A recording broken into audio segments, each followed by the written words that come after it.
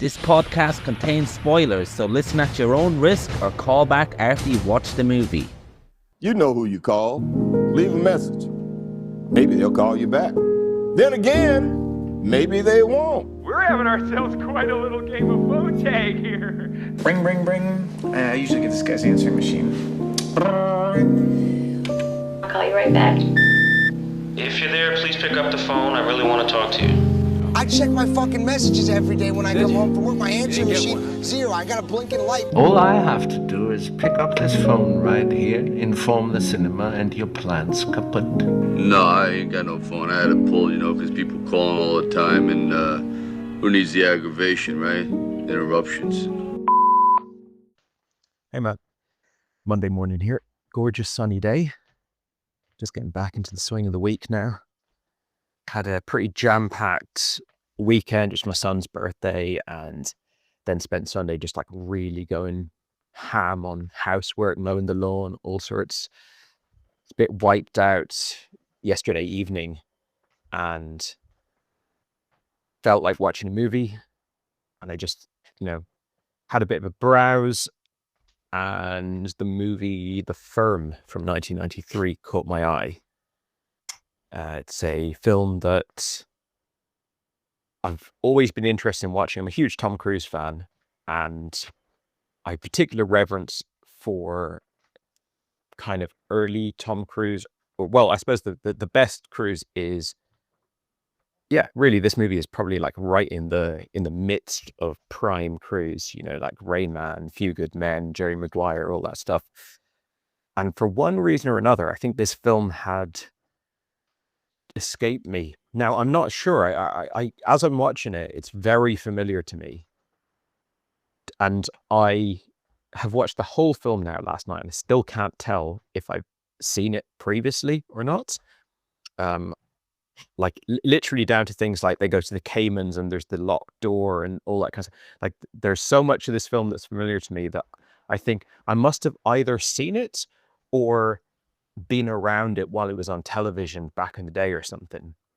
And I couldn't work out as I was watching it if it was a film that I've seen, literally seen, or a film that I've just kind of like figuratively seen because I've seen this type of film. Like it's so cookie cutter Grisham movie in so many ways.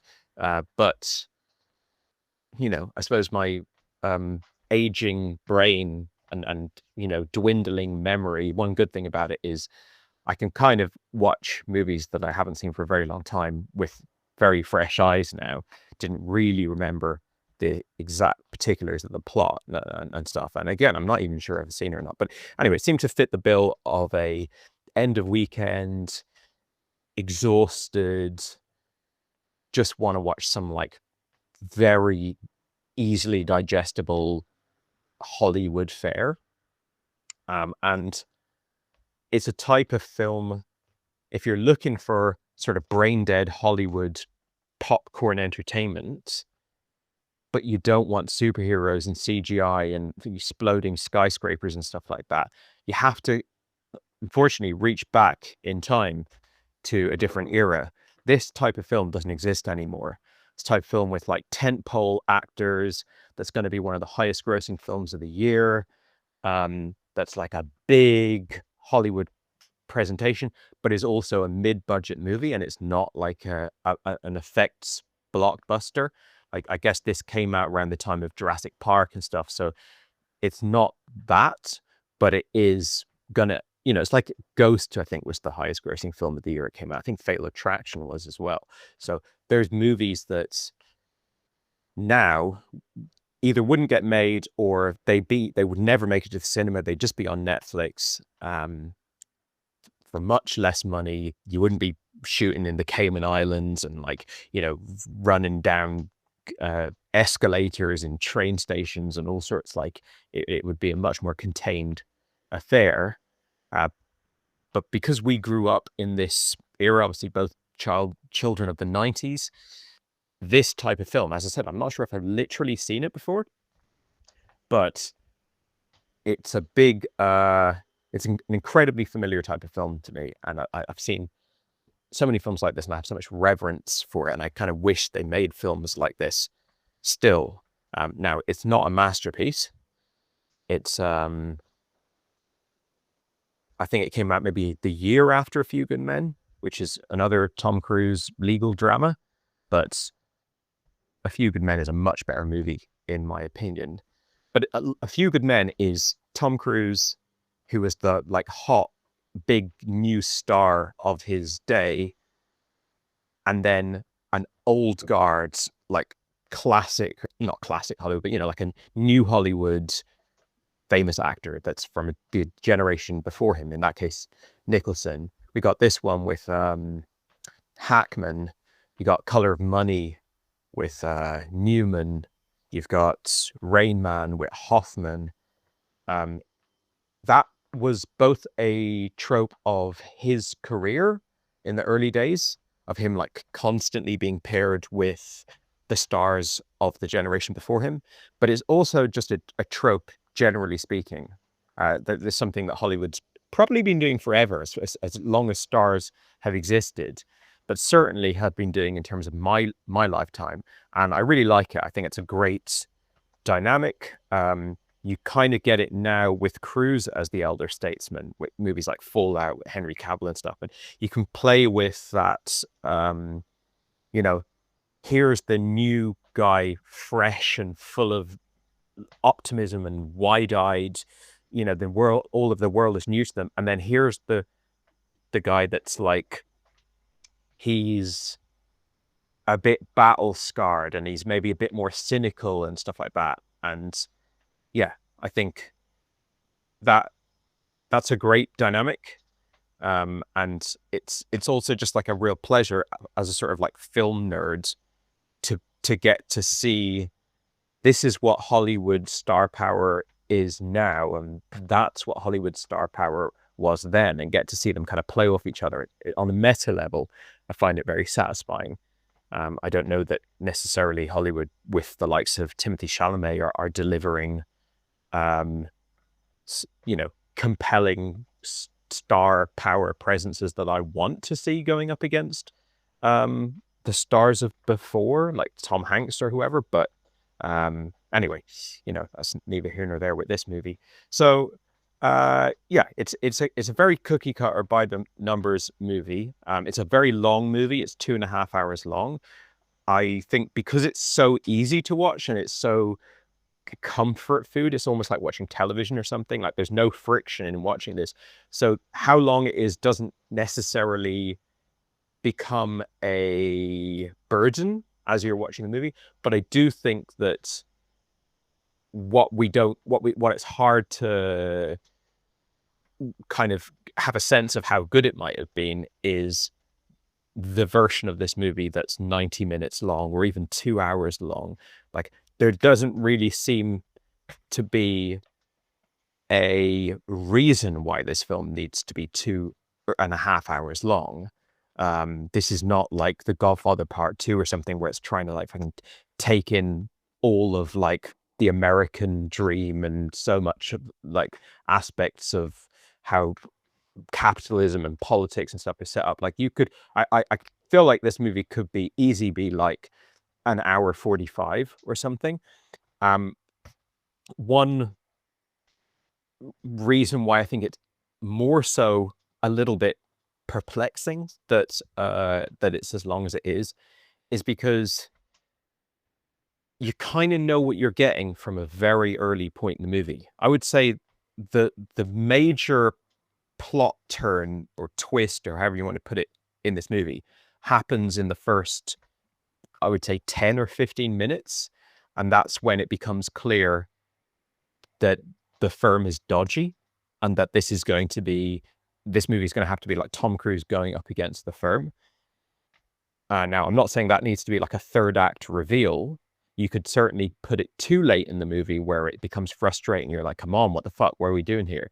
But I obviously partially it comes from, if you're more cine illiterate, then you probably pick up on this earlier than maybe 100% of the audience would. But still, I feel like 100% of the audience have probably got that like clarified within the opening 20 minutes.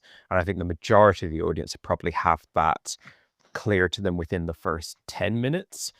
And so then we go, okay, well, so then this is a movie of Tom Cruise is going up against this big, powerful, like dark force. It's funny in the early bits of the movie when he's like happy and he's living on cloud nine. He's so much less compelling than as soon as he switches into like intense situation, man on a mission, like going up against like really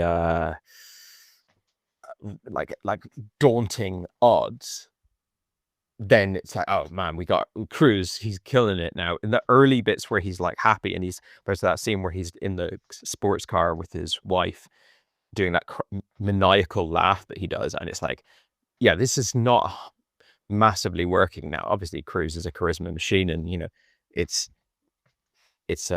still good stuff, the whole movie, but he was, I don't know, I was gonna say he's not fully refined, but we've seen earlier movies with him where he is 100% delivering, like Rain Man, which is one of his best performances, or A Few Good Men, and he's good in this, and it's it works. But I think we get into the sweet spot when he goes into this like intense mode.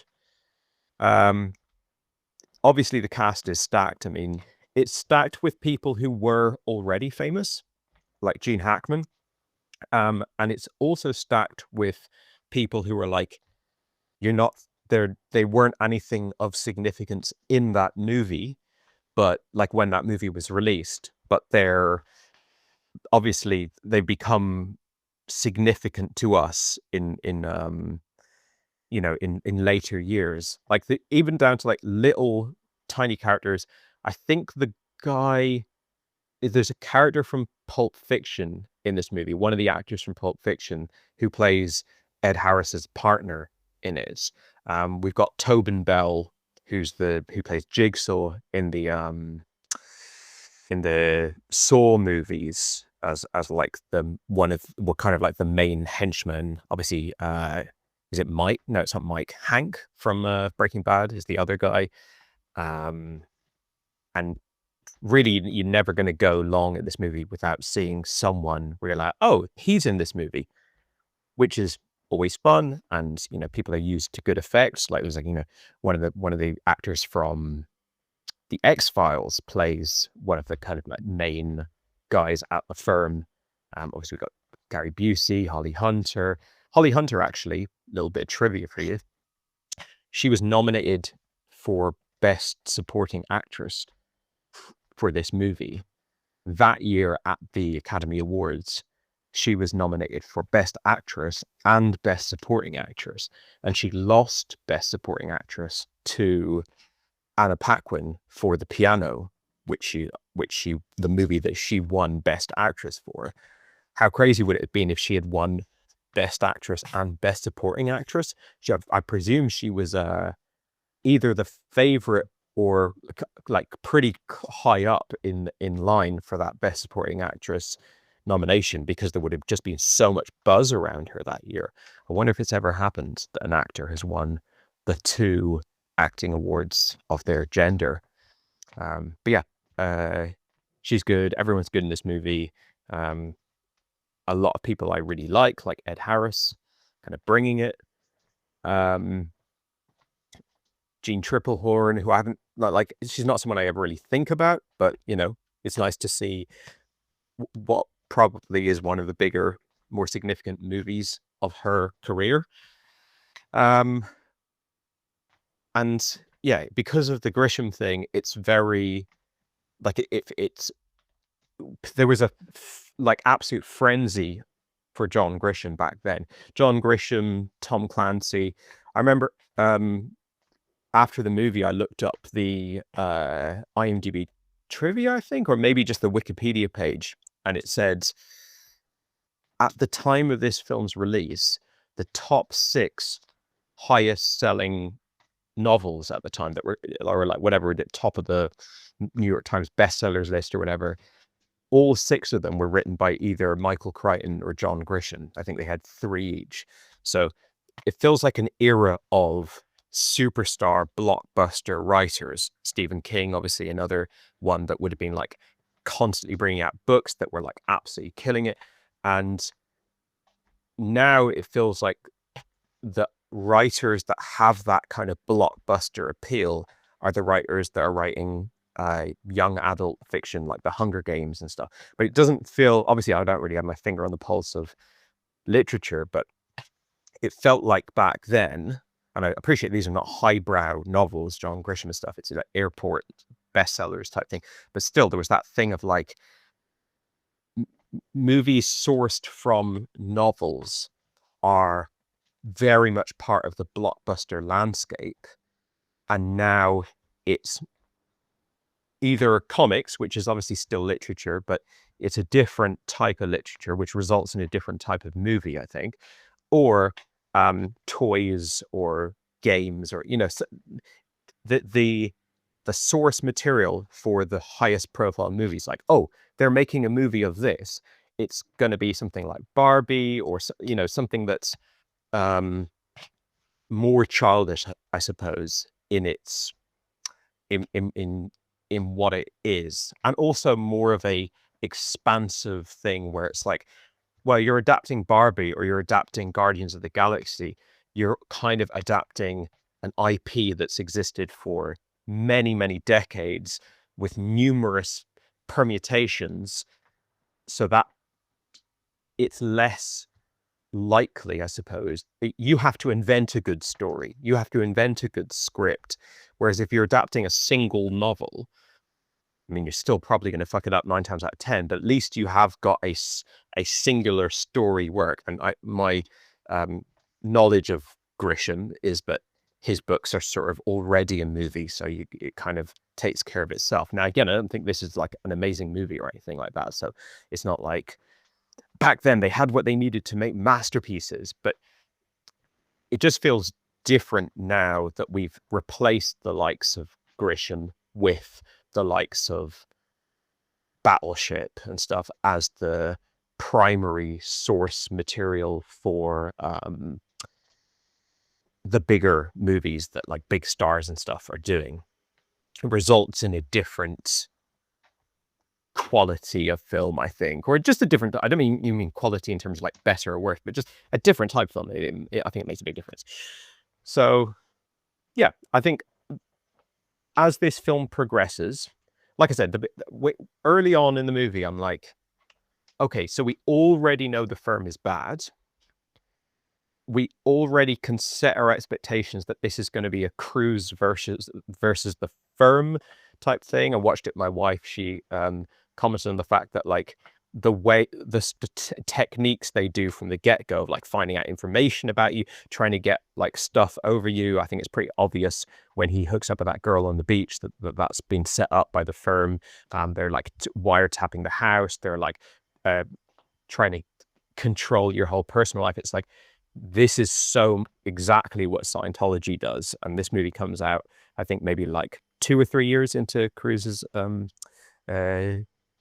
spirit, or folding into Scientology. So it's an interesting kind of cultish element to the firm, and that's kind of cool, like that cult element to it. The way they have that scene where they stand him up at the front, like, this is the new freshman guy, this is who we want, I want you all to show him a good time and everything. But it is a little bit like, okay, what's next? Like I sort of felt like I was going through the motions for a lot of the first half of this movie of like either waiting for Cruise to catch up with me in terms of what I already had clocked something and it was waiting for him to clock it, or just waiting for the movie to finish showing me this concept or this aspect. Now, partially that could be just like movies were slower, that further you go back in time, generally speaking, movies were slower.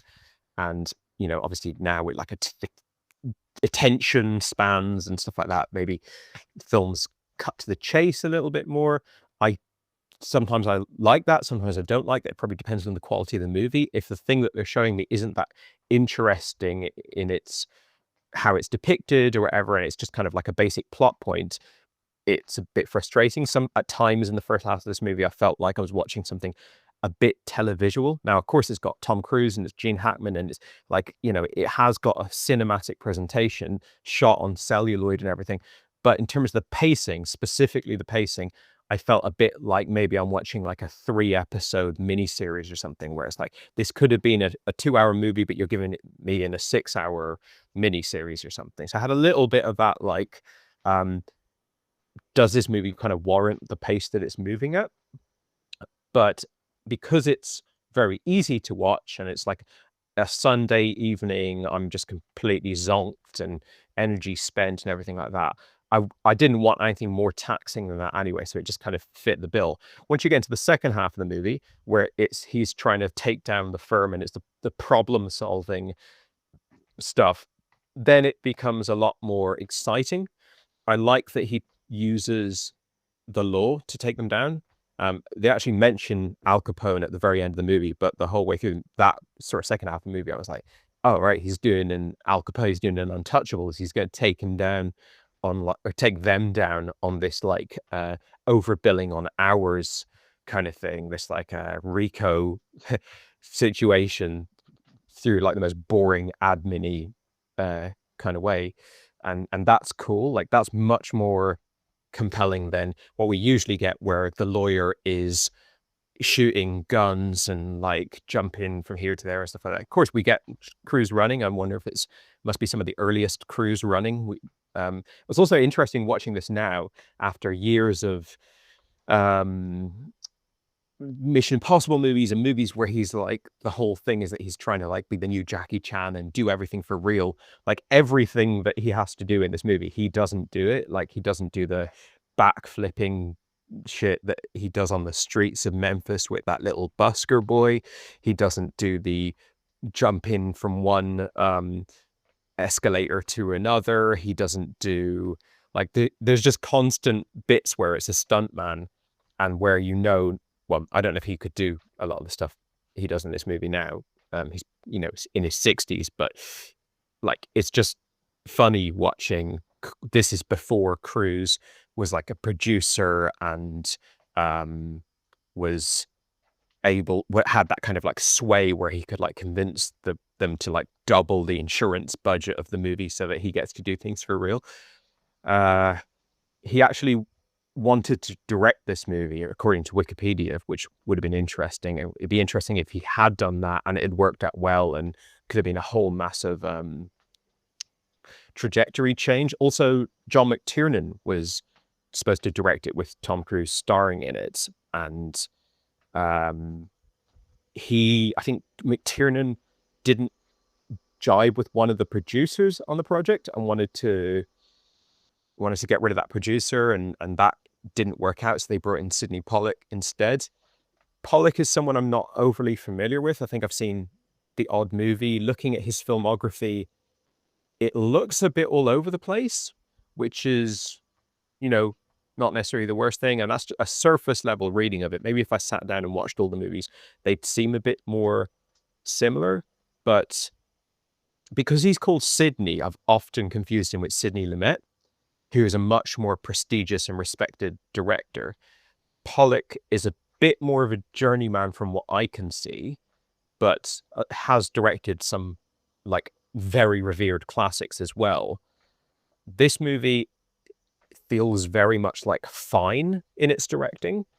So it'd be interesting if we had gotten Heyday McTiernan on this project. Who knows? It could have been much more an intense movie, but the second half of the movie is quite intense, and it ratchets up. It reminded me a bit of Fallout, Mission Impossible Fallout, in that regard, of like, it's the second half of the movie sort of becomes a, how intense can we get this? Just got a letter through the door from Ireland for my son. That's nice. Belated birthday card.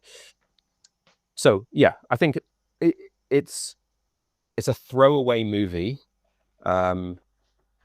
another little tidbit of trivia, which I found very interesting, was that the character that Gene Hackman plays was, I think it's a male character in the novel. And for most of the pre-production of this movie and most of the kind of lead up to actually making it'd been gender swapped to a female character with Meryl Streep supposed to play it, which would have been really, really, really interesting, I think. Now, this is where I feel like I need to actually like look into this properly because it seems a bit implausible.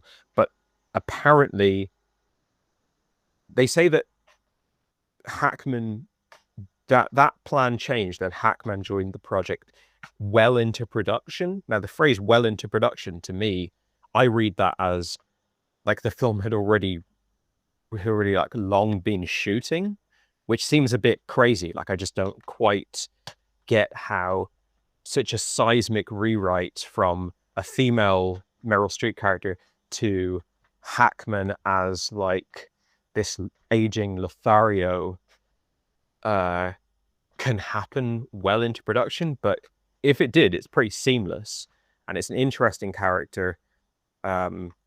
Feels a little bit of a insert in a way. Like, it feels like, what is he going up against? Is he going up against the firm or is he going up against Hackman? Like, usually a film would be a bit more pointed in that, like Hackman would be the primary baddie, or like Hackman wouldn't be in it and maybe just the firm would be the focus. He's got this sort of like older guy mentor who's actually not, he's just another employee at the firm. Like, yes, he outranks Cruise, but it's not like he's the, like, taking him down is of any significance, really. So it's a bit of a weird placement of that character in the movie, but it's a great actor and a great character. The scenes with Triplehorn in the Caymans, where he's sort of, I mean, he's already quite candid the whole way through the movie, but where we get more character complexity about his relationship with his wife and stuff like that is really good. It adds some much needed texture to what is generally quite a surfacey, shallow movie. I think the plan that Cruise takes down the firm with, although I like I said, I like that it's all done through like admin and like pedantic scrutiny of documents that need to be moved from one room to another room to be photocopied and stuff like that. I like that aspect of it, but it is a bit convoluted when it's like involving like this Elvis character and just everyone's involved. Like, it feels like it kind of eats into the scariness of the firm a bit when people like Ray's brother or Ray's wife, who have very limited context on it and zero expertise in any field like the law or anything, are just linchpins of the whole project. It feels a little bit screwball-y at times. Quite how this is, like, even like Ray, I think it's Ray, his brother, evading the cops at that truck stop feels like that's out of a kid's movie or something. So yeah, it's a bit needlessly convoluted, like how many moving parts there are in that third act of the movie. But I love all the stuff of Cruise being like a fugitive or like a, out on the lam.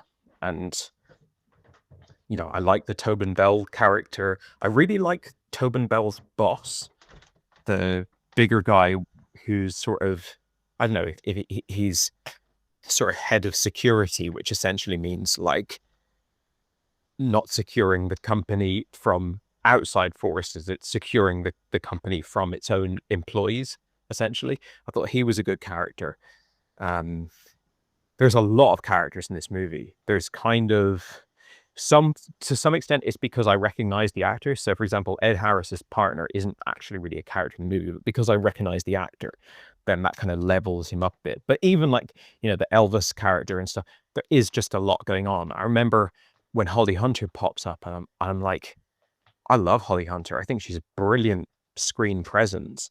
is there room for her in this movie? Now we're getting Busey, we're getting, it keeps on adding things. And I do think that there's a different version of this movie which is like significantly pared down. Part of the challenge in adapting a novel is novels often have a lot more plot and characters and general elements than a single movie can withstand. And is a 2.5-hour film that basically the entire plot of within the first 15 minutes. It's like the firm is bad and Tom Cruise is going to go up against the firm and he's going to win. Like, you've kind of got that in your head almost from the jump, and the movie doesn't actually end up giving you anything more than that. It's not like it subverts that expectation. So, this movie could really be as short as you want. You just need to shed elements. And I do think that there's elements in this film. They're all individually fine. Like, again, this is very watchable. It's actors we like. It's an era we like. We're kind of in the bag for this kind of stuff. But there's also a reason why this isn't a classic. Like, everyone's heard of this movie because it was a giant, massive hit. And it stars the biggest movie star of all time. And it's from an era that people of our age, like, we just know the 90s, we know the big movies of the 90s, but this is not something that's like ever talked about as one of the best films of all time, or even one of the best films of the 90s. And, I think there's enough talent in this film, and there's enough of a kind of classic narrative that this is why I think maybe McTiernan, maybe an hour, 50 minutes, something like that. Like, there's more untapped potential here. I think A Few Good Men, for example, is a movie that gets constantly referenced, and again, I'm not saying Few Good Men is the best movie ever made, but like, it's a better movie. And this movie it's like a tier 2 of this kind of film. But I like that it's not a courtroom movie. It's not about a trial. I like that and maybe this is just what Grisham always does, I'm not sure, but I guess Time to Kill is a courtroom movie, so he does do courtroom stuff, but it's a movie about law, about like working in the law. Obviously it's a complete thriller, it's not supposed to be realistic or whatever, but yeah, decent flick, solid flick. That was my feeling on it. It has some ridiculous bits, which is fine. I actually don't mind ridiculous things if they like don't break the flow of the movie. Like, for example, when he figures out that the house is bugged and he's going to tell Jean Triplehorn. I mean, I think the obvious thing to do would be like, just go, hey, honey, there's something out at the fence. Can you just come? And they just go for a walk and they have an open conversation. But instead, he like turns the music up loud, walks over to her, starts whispering in her ear, and within seconds, she's like in convulsions, screaming and stuff like that. And I was saying to my wife, like, what has he said that within, like, it's in slow motion as well. Like, what has he said that within 1 second she has the context of this? It's like, oh, I'm working for a firm, but they're actually bad, and they bought the house, and there's the mafia is involved. It's just like the movie has about 10 of those, like, well, that was done badly, and that's stupid. But as I said, it gets quite farcical as it goes on, and it's quite a thin, shallow movie from the beginning. And you're there for the kind of Hollywood popcorn fun. So it's not like something with more integrity is being challenged.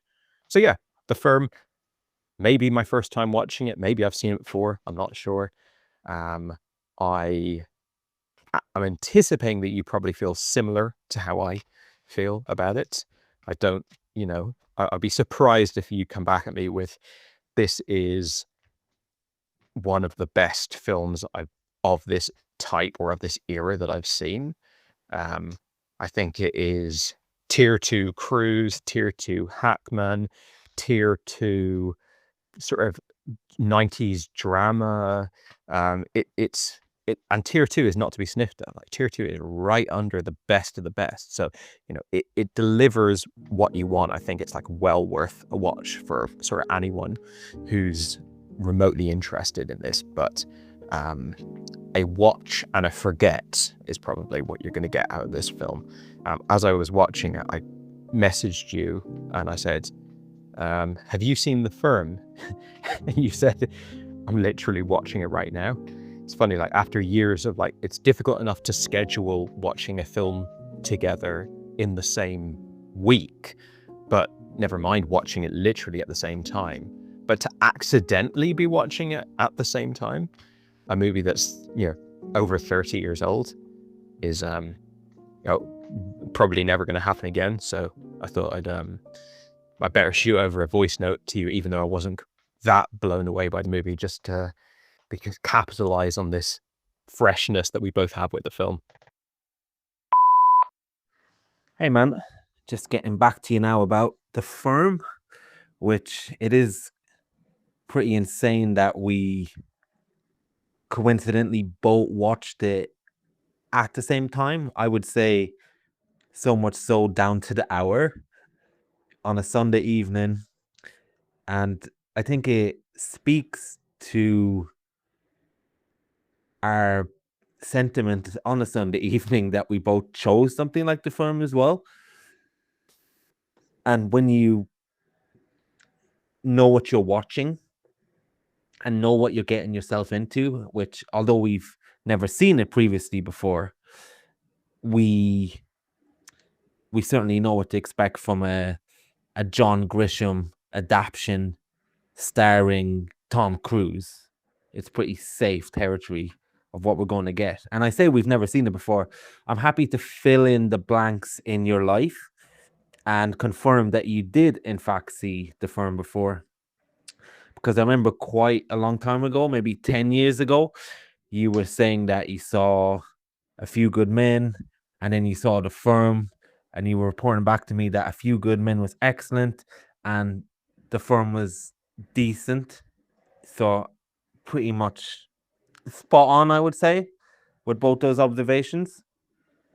And it seems like you pretty much came down on it the same time the second time, even though you weren't sure if you watched it. But anyway, you know what this is? This is A-lister schlock. I don't know if we're back to the schlock first again.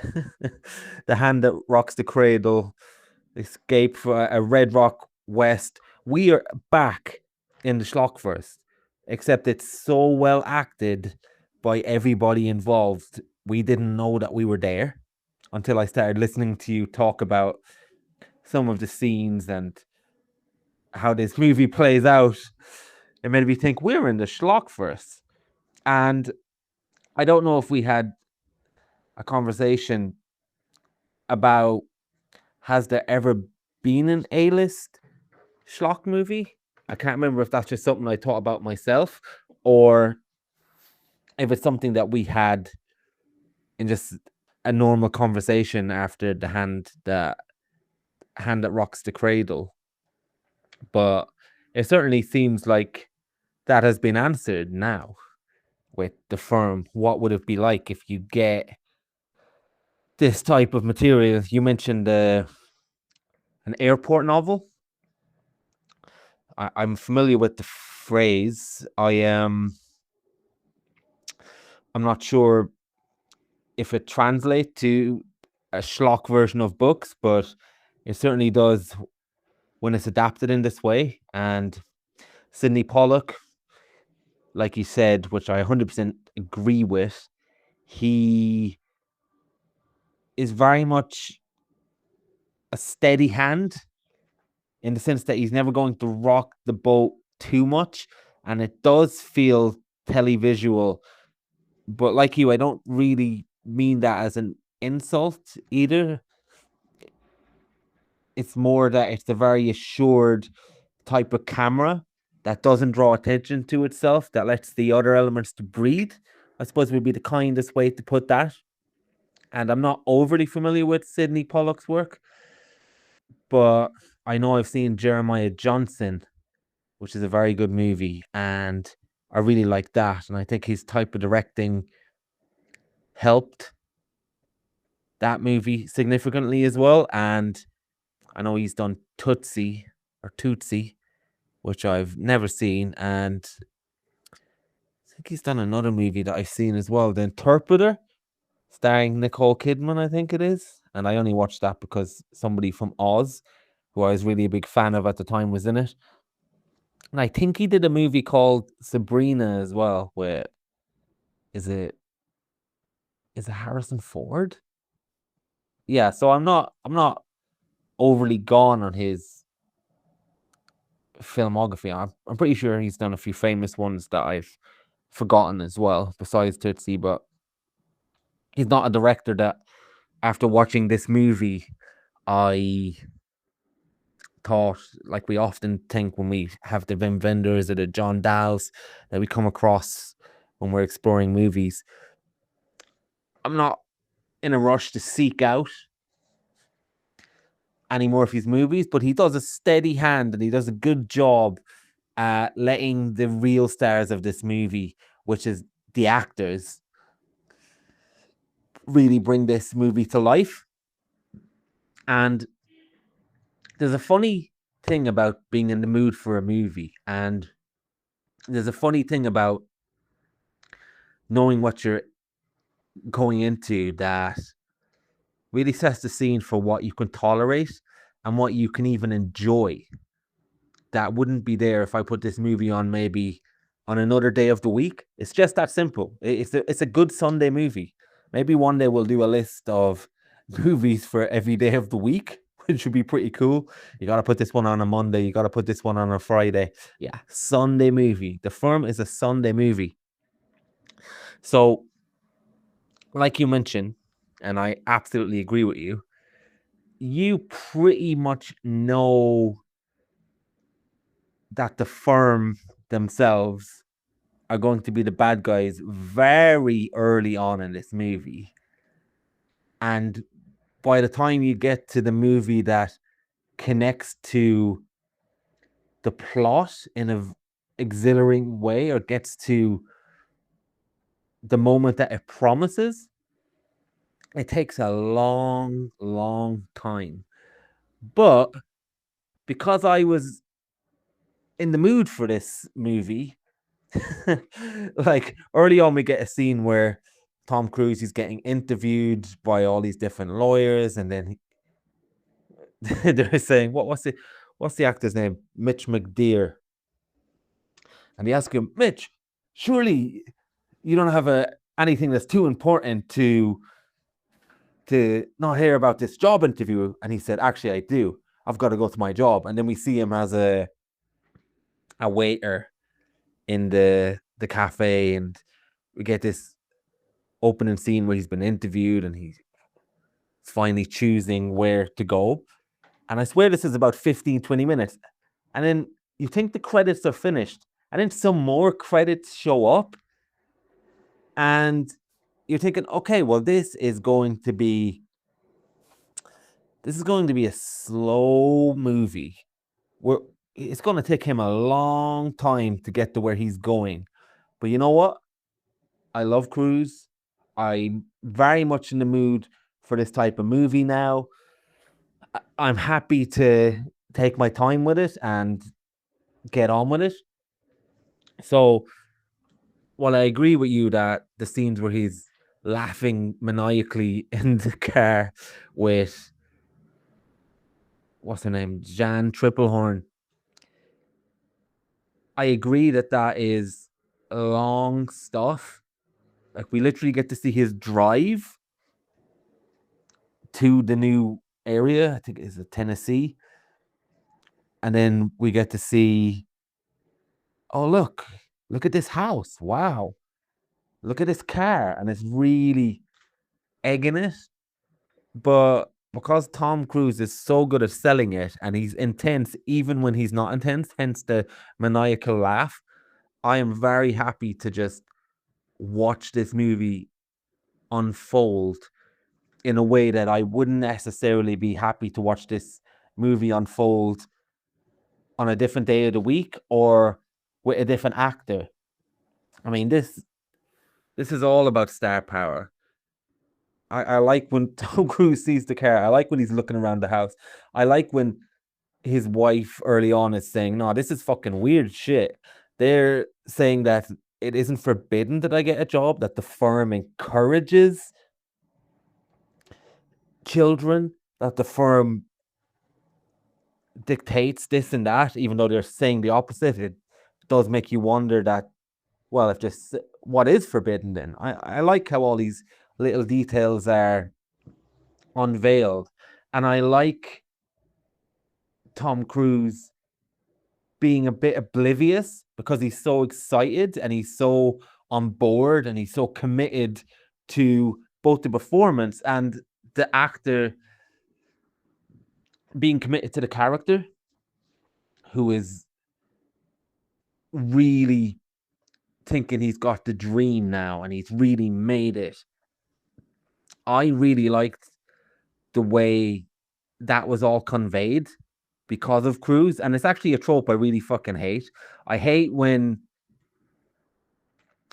characters take a long time to be up to speed. It's normally infuriating, but because we just get to see such a masterclass of an actor taking us on the journey of that character in his crazy laugh because he can't believe he's achieved his dream. And then we get a little bit backstory, which I was more on board of, even though it's very standard backstory. Oh, your parents, you give up everything to be with me, he says to the Jean Triplehorn character. And you can tell that, and only through Cruise's performance can you tell, but there's so much history prior to this movie that's seeped into the stakes and what it means to get this level of prestige that Cruise sells me on, that I'm very happy to go along with it. And yeah, so I really was okay with the first half of this movie, while also agreeing with every point that you make about how long it takes us to get out of it. But I was quite okay to go along with it.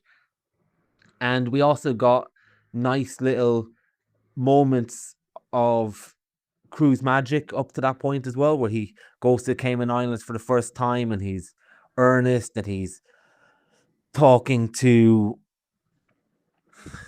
I can't remember the guy, some client, and it's just a great little moment where Gene Hackman is both encouraged by Cruise's bravado, but also doesn't want him to go too far.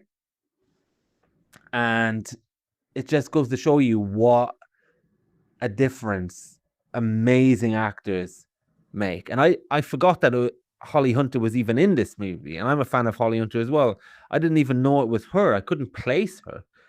She's just so good in this role that would normally be played for a cheap little bit of Trillo, the secretary who's having an affair and married someone Elvis. This character would very much be the butt of the joke, but she's given a more expanded role because obviously Holly Hunter has the ability to carry it. And this is all about star power and all about actors making this schlock so much better. And you mentioned, or did you mention, but I have this movie saved under a category of when Gene Hackman died. I was trying to find movies that I hadn't seen or would want to see again. And I'm in a category called Hackman's Heroes and Villains. And I had stuff like The Conversation, The French Connection, and The Firm, and Unforgiven. And it was quite apt in a way that I did name it Heroes and Villains, because the movies I hadn't seen, I didn't know if he was going to end up being a hero or villain. And what I did see him in recently was Runaway Jury, another John Grisham adaptation. So he's actually 2 for 2. And I think he plays a lawyer in that as well, or a fixer. I can't remember, but certainly, no, I think he plays a guy who uses technology to choose the best juries for cases, and he's really a true and true bad guy in that movie. So when he showed up in this, and he's Cruise's mentor, immediately I'm thinking that, oh, this guy is a bad guy. This is the guy that you're going to have to sell your soul through in the company. This is the guy who's going to lead you astray and get you into a lot of trouble. And maybe that is the case on paper. And you mentioned a lot of the production elements of this, where they mightn't have had him for very long and he was brought in at the last minute. I can certainly see a bit of that now that you've mentioned it. And scenes where he is killed off screen, I thought was a bit strange and a bit, oh, we just heard that he was found in the bathtub. Stuff like that did make me question, how long did they have him for? But I really liked Gene Hackman's performance in this, and I really liked the qualities he's brought to the character in this. And I think that character works really well because he is Tom Cruise's character. He is Mitch McDeere if Tom Cruise, or if Mitch stays in the firm and keeps going and going and going and going and goes deeper into it and doesn't find a way out. So I think Jan Triplehorn, what's the name of the character she played? Abby. I think her attraction to him, although not sexual, it's hard to buy, but she does have a certain type of fondness of him. I think that's because she recognizes the same good in her husband as she does in the Gene Hackman character. And I buy that, and I buy the conflicted nature of Gene Hackman's character in this. And I buy the scene in the hotel room where he figures out that she basically drugged him, and he says, "Oh, you heard me on the phone, or they heard you on the phone." I do believe that level of confliction in the character. So it was quite good that he played that role. I think he said it was Meryl Streep. I think nobody can play these edge of the line type of pieces of shit that have good qualities like Gene Hackman. Maybe Philip Seymour Hoffman a bit. Maybe he can. It's just where you're not conventionally attractive, you're not conventionally funny. You don't have these kind of get out of jail cards in order to make you like these characters, or or make you see the humanity in these characters so easily, where, oh, I like something about this guy. It's very hard to find what you like in a G. Hackman character, but sometimes it shines through when he wants it to. And I think Philip Seymour Hoffman has that as well. And I was going to say Joaquin Phoenix, but Joaquin Phoenix has such a vulnerability with every character that he plays that it's quite easy to like him. But with Hackman, you really think if you wouldn't particularly want to hang out with his characters either, if you know what I mean. There's been some pieces of shit characters like Tony Soprano and Walt and some characters from The Wire that you think, you know what, I'd like to hang out near them for a while. Maybe not necessarily talk to them, but I'd love to listen to them shoot the shit and maybe be next to the bar where they are. But with a lot of characters Gene Hackman plays, you think, God, this guy would probably say something racist. He'd probably say something obnoxious and sexist. He just has a much it's much harder to like his characters, but he always finds you a way to give you something. And that's why the guy is a complete genius, which I've already known, but I've come to realize even more in the journey that I've been having recently, watching some of his great movies. And like you mentioned, this movie is full of faces as well, actors who either were famous or would become famous. Ed Harris, Hal Holbrook, David Strathairn, who plays his brother, who has one scene with Cruise and then later on he's somewhere else. I love that actor. Anytime he shows up, I'm such a big fan of him. He was in The Expanse. He was in River Wild, I think, which came out that year, ironically, with Meryl Streep. And he's just such a good presence anytime he shows up. Now, he doesn't do much here, to be fair, but I was glad to see him. And then there's people like Terry Kinney and Gary Busey. And I think Paul Sorvino plays another Italian monster. So it's got a great cast. It's absolutely stacked.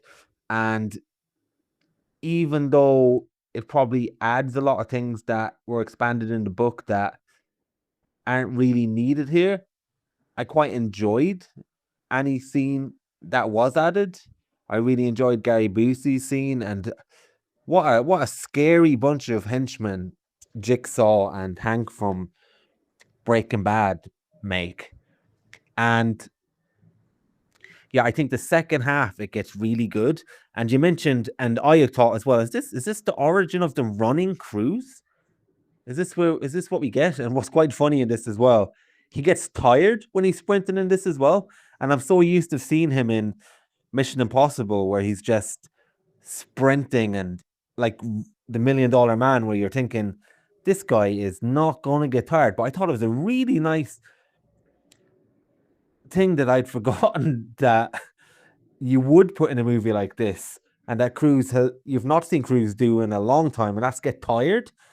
He's running really quickly. He's starting to wobble. And there's another thing in this as well that was really striking to me looking back on Cruise's career. And this is the second movie we get in the space of 5 years. Actually, this is the first of two that we get in the space of 5 years, where Cruise is hanging from something up high, where drops of sweat are at risk of exposing him to somebody that's just walked into a room when he's been chased by those two hitmen. And like you, I really like the boss hitman, or the guy that was in charge of the hitman. I really liked his calm demeanor and delivery, where he's talking about how the FBI would use photos of Tom Cruise's affair, and he basically, and I think it's a good scene where he's basically threatening him, but making it out like this is the type of stuff that the FBI would do, all the while doing it himself in a deadpan way. I thought that was a very good scene, and I really like the chase scene. I really like the franticness of Cruise, like he said, and when he's being chased and when he's on the boat and when he's scared, when he's staring intensely into space, and then he's made by one of the hitmen because a wife or something like that sees him on a ferry. And I really like that juxtaposition of that scene where maybe it's not a ferry, is it some cable cart or something, where he's going along the cable cart and there's a guy above it on the road running. That's a great shot. And I actually completely disagree with you about the scene in the house. I thought that was brilliant. Now, brilliant in the sense of the level of schlock and the way to get the most drama out of a scene you can.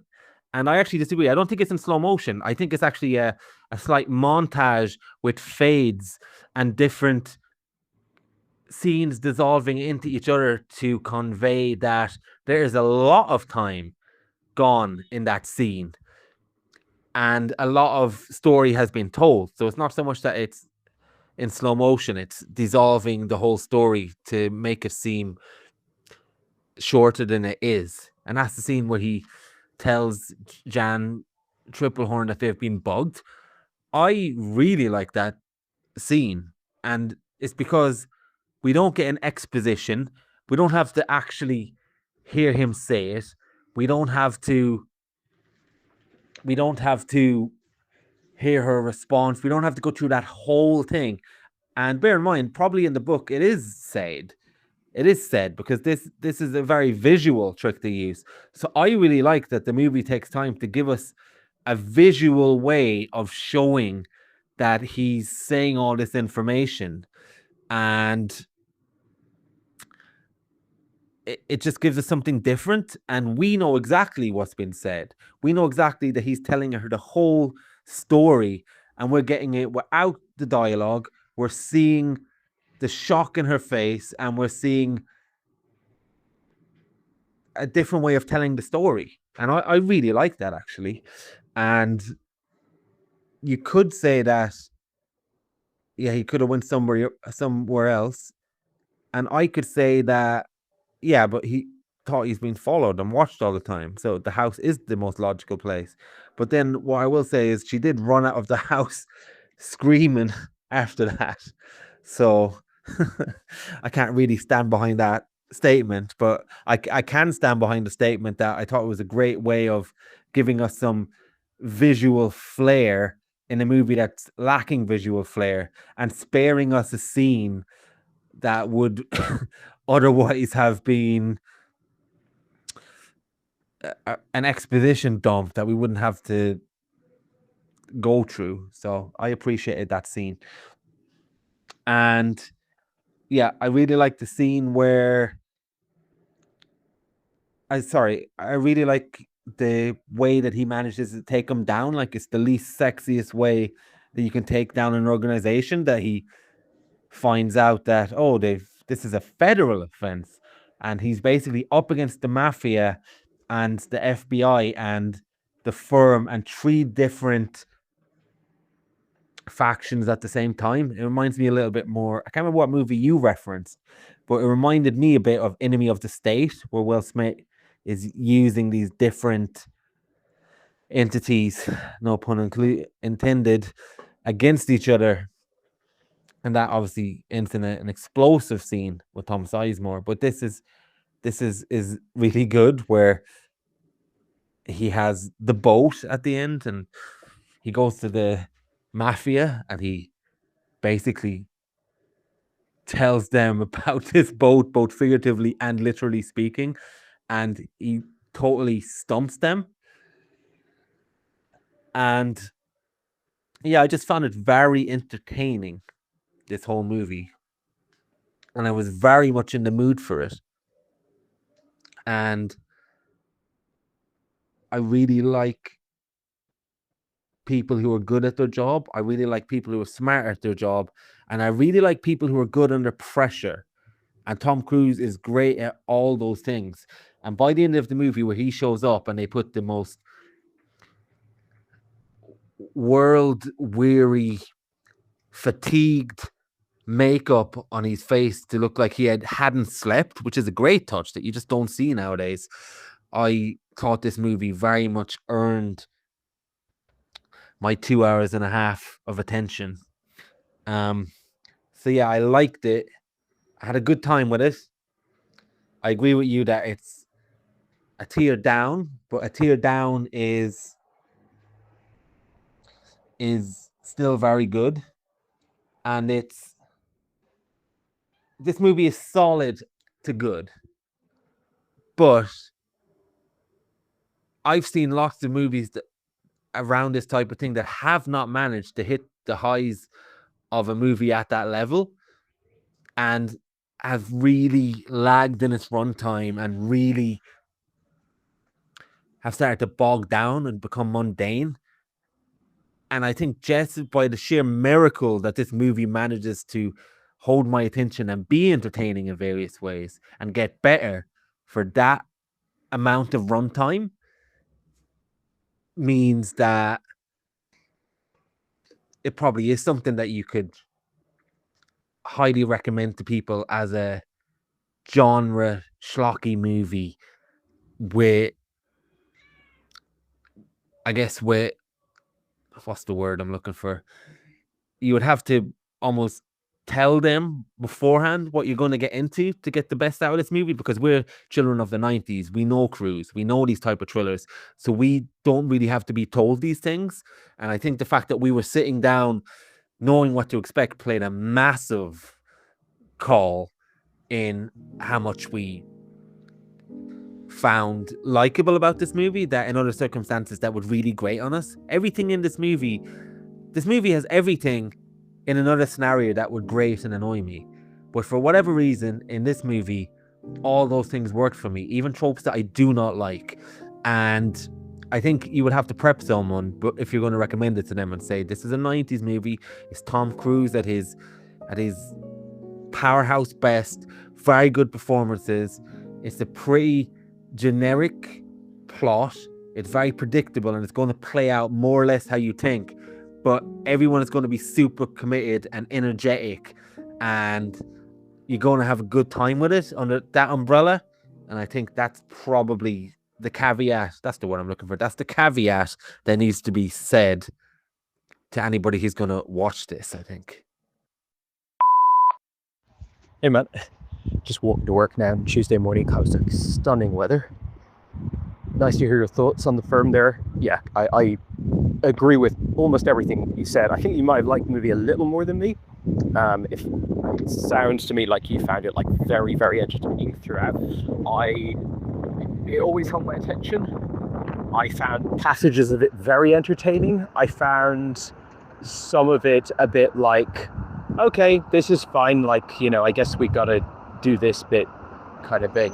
So I was, the sort of intensity of my enjoyment was fluctuating throughout, but I came away from it going like, yeah, that is sort of like almost perfect for what it's, for the type of film it is. And as you said at the end of your voice message there, we have a hell of a lot of context of what this type of film is. So like we're basically watching this movie to watch this movie, if that makes any sense. Whereas, you know, maybe someone might watch it and not really know if they like this kind of film or what this kind of film is. But I also think that, like, even within the schlock verse, because it's 2.5 hours long,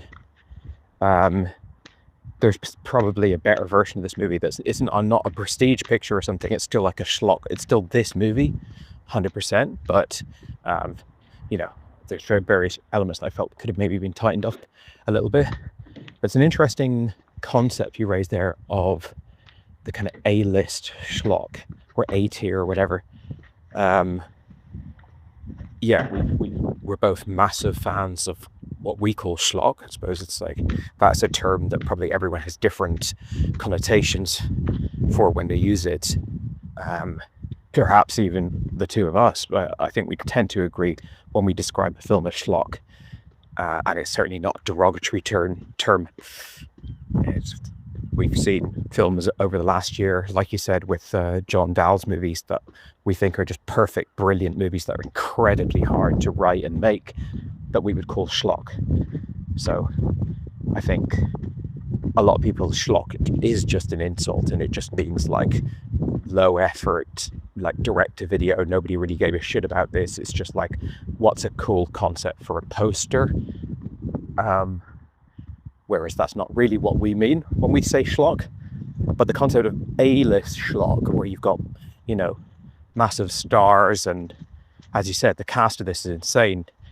If you got like Servino and Strathern popping up for like 12th billing or 15th billing or whatever, then, you know, you're not going to get that in a direct-to-video movie that no one's ever heard of.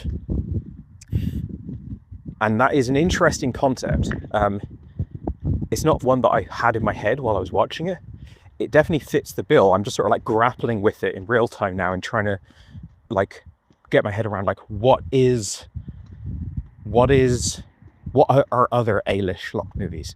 Like, for example, I don't feel inclined to call something like Ocean's 11 A-list schlock, because that's such an auteur, stylish movie with such high artistry from Soderbergh and David Holmes that it kind of, it's a different type of thing that's A-list schlock, isn't it? Where, I mean, you coined the phrase, so you can correct me on this, but I feel like that sort of like maybe breakdown or something, or the breakdown feels like it's just schlock, not A-list schlock.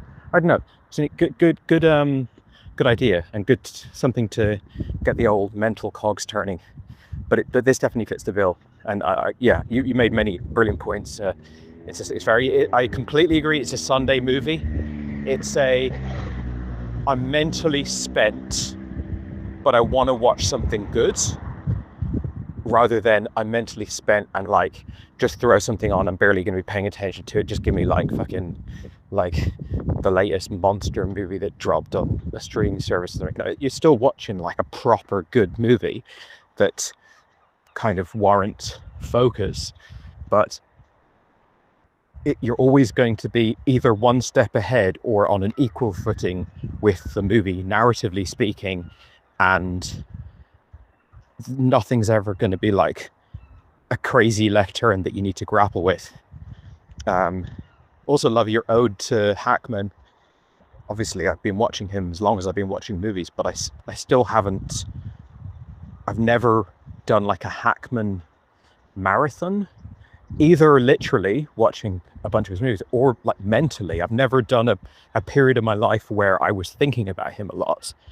And I think, couldn't agree more with everything that you said about him. I think you put it really well. I think he's got to be one of the most underrated actors of his time, or of any time really. And I know he's won multiple Oscars. He's considered a legend. There's never a bad word said about him. So seems like the title of underrated intuitively seems ill-fitting to him. But if you think about how much Pacino and De Niro were talked about, or even Dustin Hoffman, and then you think about how often people are actually talking about Hackman in those conversations. Now we can put aside the recent period where he's just died and people are eulogizing, but in a general sense, over our decades of being around and participating in those kind of conversations, Hackman just never comes up. He never naturally comes up, and maybe he doesn't deserve to come up. I don't know. Like those are heavy hitters, and I suppose De Niro had his alignment to Scorsese, and certainly Pacino equaled De Niro in terms of the amount of like incredible films that he was attached to. But yeah, there is something really, really special to Hackman, and spent the last day or two post the film reading about him, both about his acting method and his personal life and his story and stuff like that. And it's all very, very interesting stuff. It's a very, very interesting cat.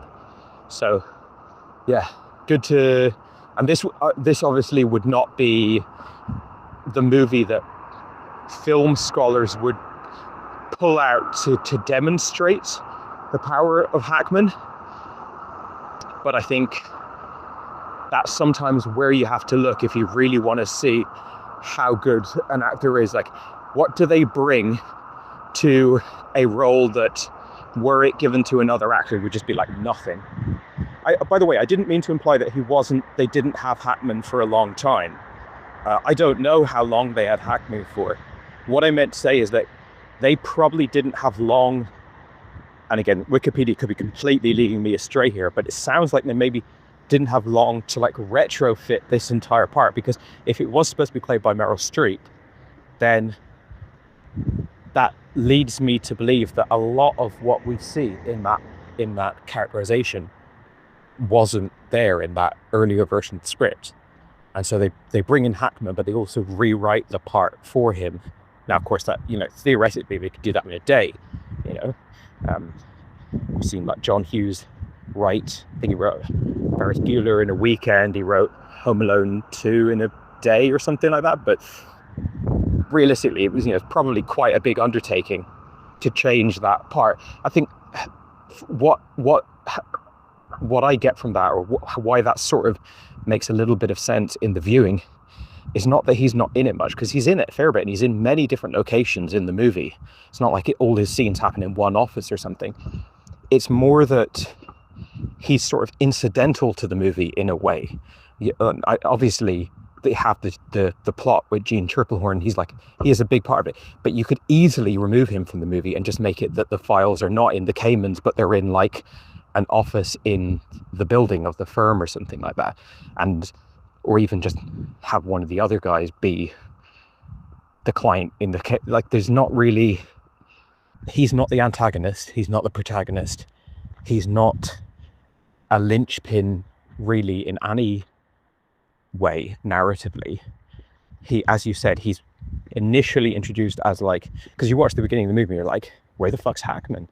I'm quite far into this movie and I haven't seen like who I would assume would be like the second billing actor, and then he's introduced. You're like, okay, so it's going to be like Devil's Advocate with Keanu Reeves and Al Pacino. It's like young guy going up against old guy, and maybe Hackman is the bad element, or who knows what. But no, he's a huge presence which looms over the whole movie, but he's a minor part of the film narratively. So yeah, that's kind of interesting. But as you said, we've got great actors. They just level up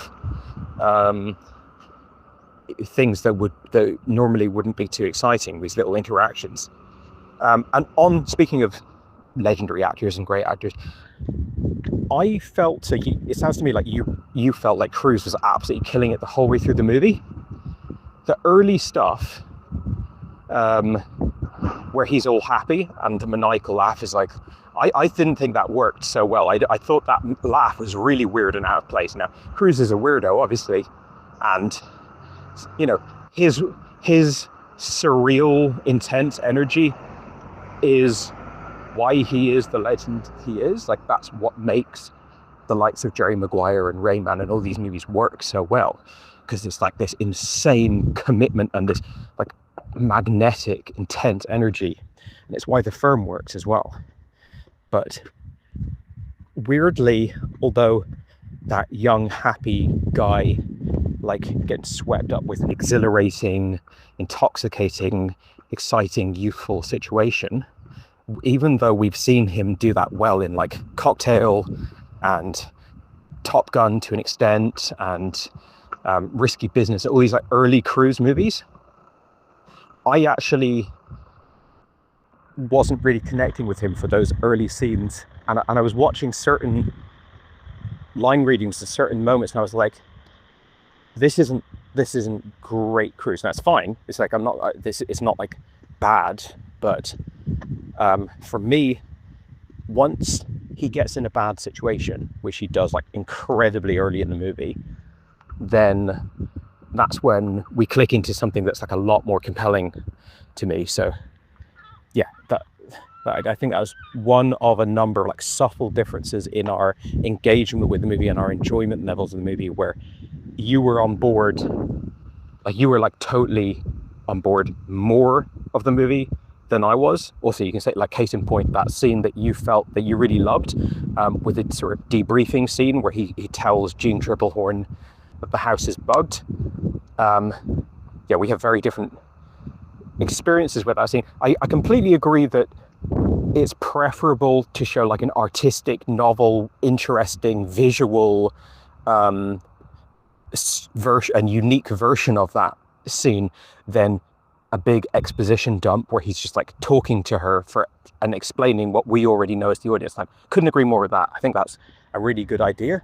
I think the fact that every other time they talk about it, they just make sure they're outside the house because only the interior of the house is bugged, and the fact that they immediately after that scene go and talk about it outside the house, like, for starters, that makes it seem even more perplexing that he decides to tell her in the house, the one place that's bugged. Of course, he turns up the music really loud. And also, I mean, I have to go back and watch it, but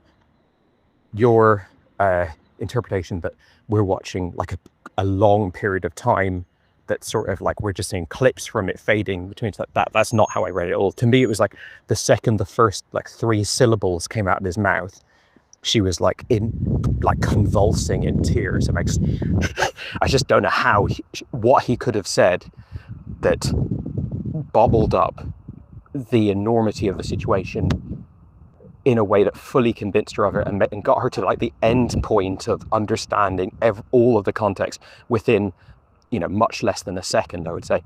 But it is visually strong and it's interesting. And I'll certainly, whatever misgivings I have about that scene, I'll take that over the dialogue heavy version of that scene where we're just watching information that we're already privy to play out.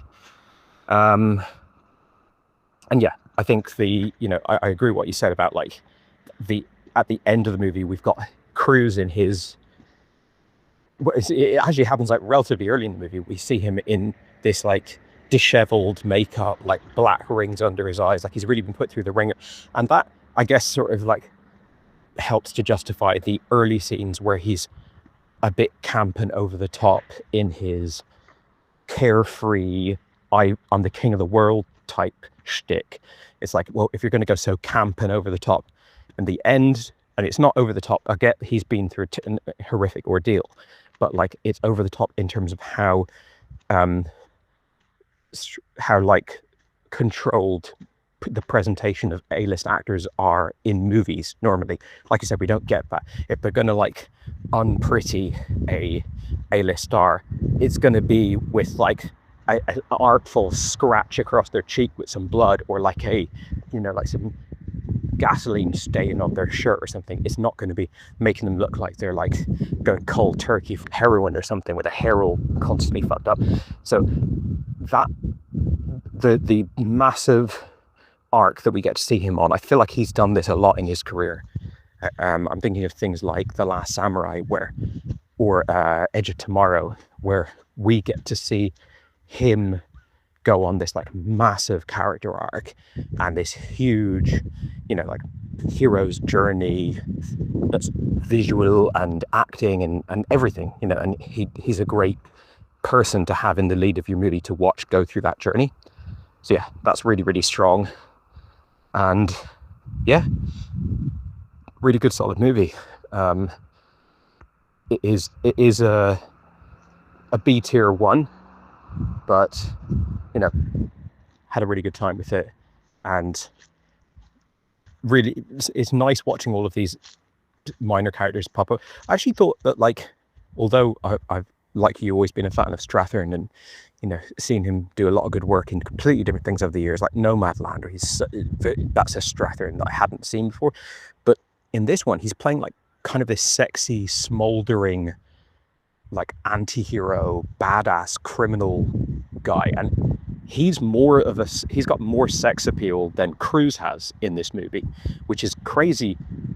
Like that they're hiring, I don't know how they told him to act or what the role is like on the page, but the characterization he came up with in his collectively probably 10 minutes of screen time is really compelling. And it, again, like you said, Holly Hunter, all these people, even like Tobin Bell, who's like got nothing to do, but it's just like he inherently has an aura to him.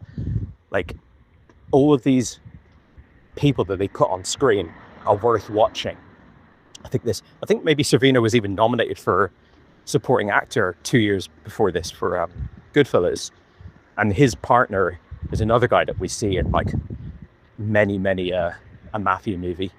I did think that the gambit of I've got a few minutes to convince the mafia to sign something, or I'm threatening like I will expose them or whatever, I felt like that was a little bit rushed and a bit sort of precarious and a little bit too neat at the end. But what I really like is that the movie ends not with Cruise, like normally a movie like this would end and he would be like completely safe and everything would be completely fine and he's got nothing to worry about, even just get a nice little townhouse and have a perfect little life, and you as an audience member are watching it going, yeah, but like they wouldn't let him get away with life. They'd just assassinate him, right? Someone would want payback from this. These are powerful people he's taking down or whatever. You know, maybe there's still some even strategic benefit to getting rid of him because of like some testimony that he's going to do or something. But in this movie, at the end, he says, like, "You think I'm ever going to breathe do you think I'm not going to be sweating every time I turn on the ignition in my car or whatever?" Like, he feels quite reasonably that he's basically jeopardized the entire rest of his life in terms of like feeling safe and secure. And that rings so much more true. I'm thinking of movies like The Insider, where it's like, you know, you can do this great heroic thing, but that's the whole rest of your life as you know it over. And I like that's again just like little details that elevate this above the like shitter movie that you'd assume it would be. There was something else I was going to say as well.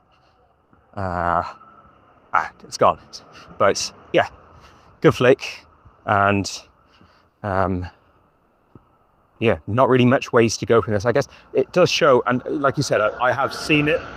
Apparently, like I was unsure, but if you remember me seeing it, then I'll take that. Probably be able to watch this again in like 15 years and have almost no context on it because it is throwaway stuff. But you know, premium throwaway stuff. Just finished work for the day now. Yeah, I think I feel almost exactly the same as you in every criticism you had, other than the scene we talked about. I probably was just a little bit more in the mood for it than you were, and even though you were in the mood for it, fine. Regarding Cruise in the early scenes as well, I think that because we've now seen Cruise jumping on a couch and crazily infectious in a maniacal kind of way in real life, when you see scenes like him laughing like crazy and enthusiastic in that type of way, in a very happy kind of way, I feel like to an extent you can't help but think of those times when he's out and about jumping on Oprah's couch and whatnot. There's something a bit unstable about that type of persona of Cruise in real life that maybe might have rubbed up on his performance if you're working back. I don't know, maybe. And with David Strathairn, if that's his name, yeah, I'm not sure if he's meant to play a kind of sexy character, but I think he's just such a cool character in this movie. He's so cool and calm. And if you compare him in River Wild, which came out the same year, where he's this kind of not masculine figure, and Meryl Streep is attracted to Kevin Bacon, or at least that's how it seems, and he has to win back his family. If you compare that, in this, he's just so cool, calm, and collected. When he finds out that Tom Cruise didn't say he had a brother, he's just like, yeah, I would do that. And he's just so nonchalant in such a cool way. And even in his small little performance, you feel like he's hurt by it for 1 second, and he's hurt by a few of these things for 1 second. And then he processes it in a blink, and then he's cool with it, and then he rationalizes it in the sense that he would do the exact same so it can be justified. All that work is going on in the space of a second in his 12-minute screen time. Even if he's had that, he's probably had less.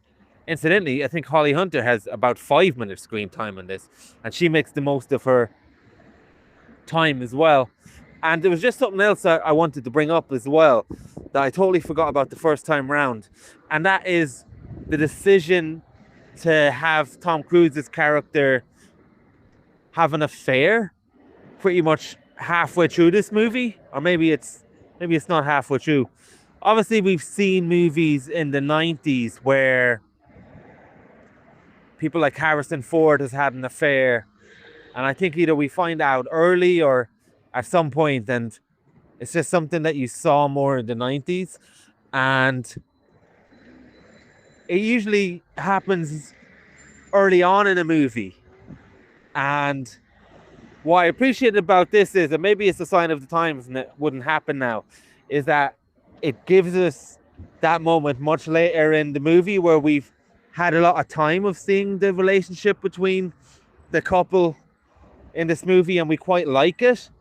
So to throw something like an affair in at a certain point in the movie, maybe wasn't as much of a big a deal at the time, but just to throw your hero, have him showing such a shitty act at that point in the movie is really good, because you still have to go with him, you still have to root for him, but then you see him as part of the deceit and lies as well when he goes home and he has to tell a story and he gets implicit in the lies, albeit a different lie, so he becomes almost part of this structure of lies and deceit. And even when he says to her that, oh, I had to tell you because it was eating me up inside, it's thinking, no, it wasn't. You were going to get blackmailed. You would never have told her. And also in how the affair or the cheating happens as well is also quite interesting, because early on this woman hits on him and he's basically saying, no, I'm not interested, sorry, and he leaves. But later on they set up a scene, and obviously it's very contrived, but this is the Schlockverse. So he saves the woman, so obviously that appeals to his heroic side, and then he almost has an emotional affair that leads to a physical affair, because she says to him, I wanted to feel rich, and it's a very manipulation based way to get him to have an affair, but obviously it doesn't excuse it. Not that I'm taking any moral standpoint, but just in terms of complicated quite a lot, and I liked grappling with that, and I liked not liking the main character in some ways, at the same time rooting for him. Thought that was really interesting and mature, but it also branched out something that I didn't really like, that I forgot to say. Obviously they have to have some kind of arc with his wife where she has to go on this journey of forgiving him and Nadine. But so she almost plays out an affair with Gene Hackman, even though it's service of espionage to an extent, where she has to basically pretend to seduce him, although he's very interested in her already, and I think she does maybe kiss him, or there's basically some kind of stuff going on, and then that's meant to resolve itself in the sense that, oh well, she's kind of doing what he's been doing, and that's enough for her to forgive him. And there's even a line in the dialogue where I think another character goes, oh, he'll hate that, that's almost better than cheating on him. And I didn't really like that type of resolution, but it is a resolution and it's an arc nonetheless, and it's something that's thrown in to the movie. And yeah, you probably wouldn't get a character having an affair halfway through a movie nowadays in this type of movie. It's much more cookie cutter type heroes we have. So yeah, I like that element of it as well, even though I didn't like the resolution of the triple horn character. But yeah, good stuff. I might get, speaking of Al Pacino and what's his name, Hackman, thinking of getting onto the Scarecrow next. You think he set it up nicely for me. Oh yeah, and in terms of your conversation about what exactly qualifies for the Schlockverse, I agree with you, something like Ocean's 11 wouldn't. I feel like, and this is a bit unfair to Sidney Pollack, but is the truth based in this movie. I feel like for a movie to be part of the A-list schlock first, the camera and the artistic flair of the director or artistic blueprint almost has to be non-existent, and the material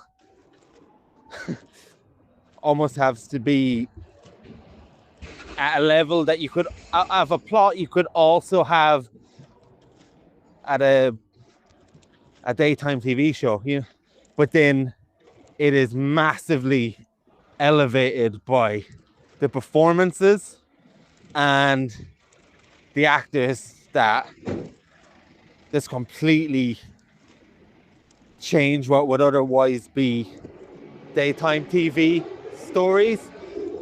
But, and again, I say that not as a insult, because I love this stuff. I absolutely love this stuff. And more of it the better, because it's so easy to watch and it's so rewarding in a way that you don't have to invest much of your brain power. And there is a lot to talk about and there is a lot to enjoy about it. So again, very affectionately, I like my schlock, but what this movie has taught me is I'd love to do a list of what exactly qualifies as A-list schlock.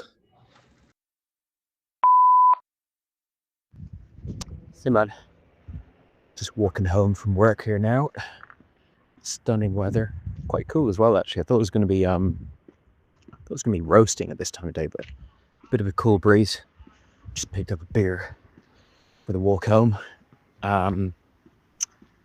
Yeah, more good points from you on this movie. I did find the infidelity situation quite interesting. And as you said, it wouldn't be included in if they made this movie now, that like he's not having an affair unless it is like one of the most, maybe like the primary part of his character arc. Certainly not as a sort of throwaway, fairly backgrounded plot detail. I was mixed on it, to be honest. I found it, and maybe everyone wouldn't have this, but I'm sure you did as well. I found it very obvious from the get-go that it was a setup, so it didn't really have much in the way of like a twist factor.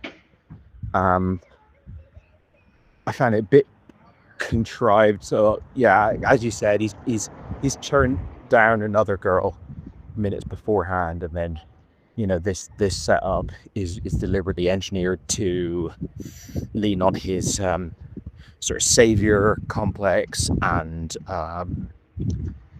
his, you know, relating to characters who want to kind of escape poverty and then experience what it feels like to be rich and stuff like that. It still felt too easy. It still felt like he's not likely to do that in this moment, but you know, fair enough. I get all the reasons why it's in the movie, and it does lead to some good stuff. Obviously it leads to this brilliant scene with the kind of head of security, where he's being threatened, or like kind of it's been made clear to him, like, we have this on you. And it's also like just classic kind of culty Scientology technique of like, let's make sure we get something on this person so they can't leave.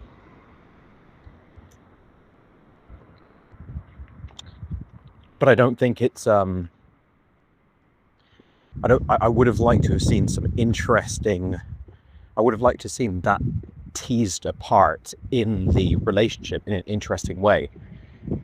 I think about 7 years later, we get Eyes Wide Shut, which is definitely one of the most, if not the most interesting films about the threat of infidelity to what was a perfect, shiny, like, winners relationship, the Hollywood relationship, like having that threatened in that way.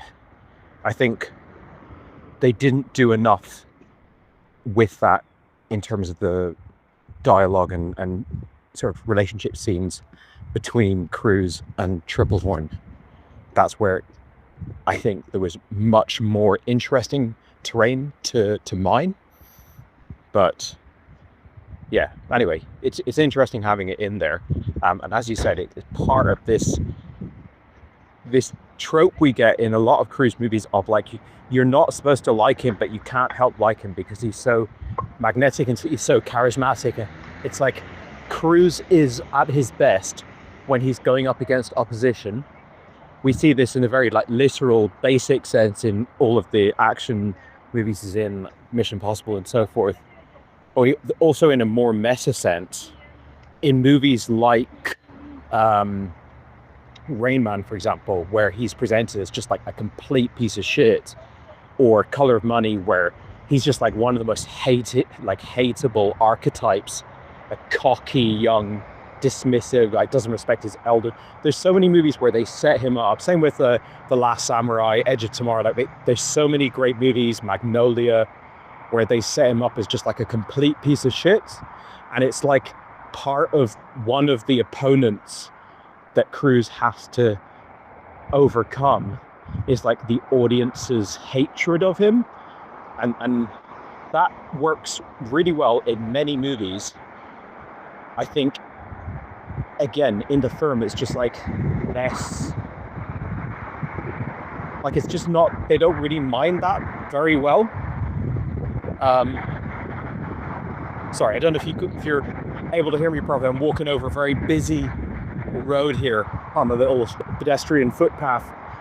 But yeah, I think it's, as I said, it is in its, on the surface level, it is a very shallow movie, and we get great, like surprisingly good stuff in it, whether it's surprisingly good character details or surprisingly good pieces of acting or surprisingly thrilling stuff. Like it's leveled up in many ways, but it's not leveled up in every single way.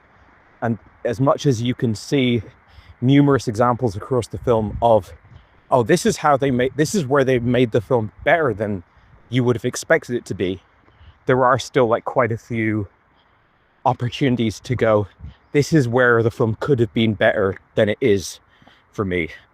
And you mentioned the relationship between Jean Triplehorn and Hackman. The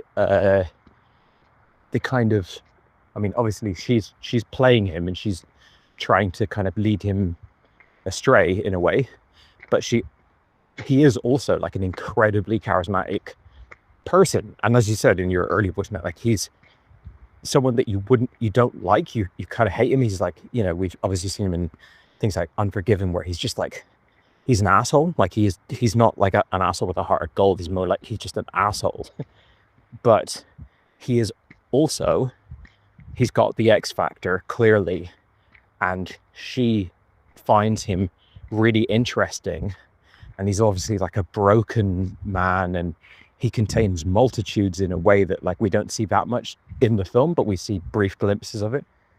And seeing her rather, kind of develop sympathy for him and develop maybe some slight attraction to him is interesting. But again, the second this movie gets interesting, it quickly swerves away from that. I was doing a bit more reading of the IMDb trivia on this movie. A couple of little tidbits. So Holly Hunter, I don't know about you, but I feel like she's in this movie a lot from my memory. She's actually only in it for 5 minutes. Now, it's 5 minutes spread across many scenes, but she's one of the least amount of screen time that anyone has ever been nominated for an Oscar is Holly Hunter in this movie. That's an interesting thing that she was nominated for an Oscar. I think it's the year before that Hopkins wins the Oscar for basically no screen time or very little screen time in in Silence of the Lambs, and that's lead actor, which is pretty crazy. And another tidbit, so as we've said numerous times now, almost every actor in this film, no matter how small the part, is a face that's known to us. Like we might know their name, or we might not know their name, but we know the face. One actor in this that I was unfamiliar with is the boss of Ed Harris.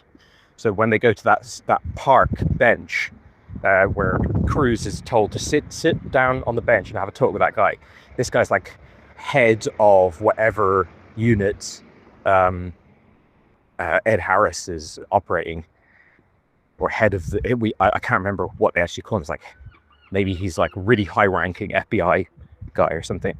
So that actor was the lead in the TV series Mission Impossible. Now, not Jim Phelps. So he was the lead in the first season, and then for all of the other seasons, the lead is Jim Phelps. So that's one, obviously, connection there where you've got sitting on that park bench, two leads of the Mission Impossible franchise at different times. And then, obviously, as you quite rightly said, the scene where Cruz is hanging up in the kind of pipe work in that basement room with old Mr. Jigsaw roaming around beneath, and his droplets of sweater falling down and stuff. It's like, I don't know where the line is between coincidence and like reference or inspiration or whatever, but it's quite a surprising thing to see when we've seen, not only have we seen the Langley scene in Mission Impossible 1 1,000 times, both on rewatches of Mission Impossible, but also just like out of context clips and stuff, but also we've seen Cruz go back to that scene in Mission Impossible 2, Mission Impossible 3. Can't remember if it goes beyond that, but something that, it's one of the most iconic images of Cruz now at this point is him hanging in that position. And just like I said, is this one of the earliest appearances of the Cruz run? I wonder, is this surely is the origin of the Cruz hanging from the ceiling, trying not to be noticed, which is a very specific trope.